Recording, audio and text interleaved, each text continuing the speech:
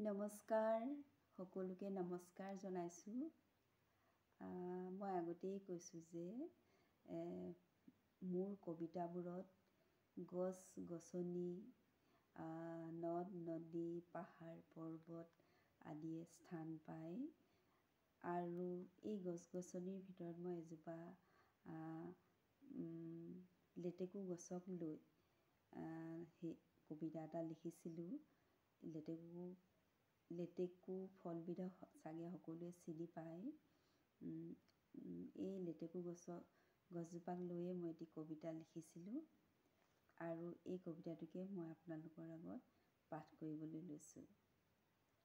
কবিতাৰ শিৰোনাম লেটেকুজোপাৰ তলত ৰৈ। লেটেকুজোপাৰ তলত এজাক ভালপোৱাৰ বৰষুণ, তোমালৈ বাট চাওঁ দুপৰৰ ৰ'দালিৰ হাঁহি লেখি লেখি।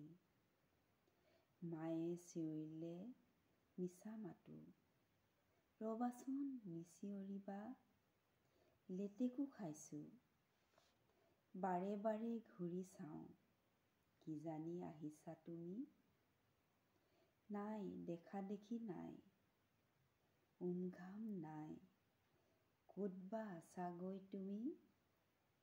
সন্ধিয়াৰ বতাহজাকক কাণে কাণে সুধোঁ, নিশাৰ জোনটিকো সুধোঁ তোমাৰ কথা, তোমাৰ খবৰ। সপোন আহে সপোন ভাগে, লেটেকুজোপাৰ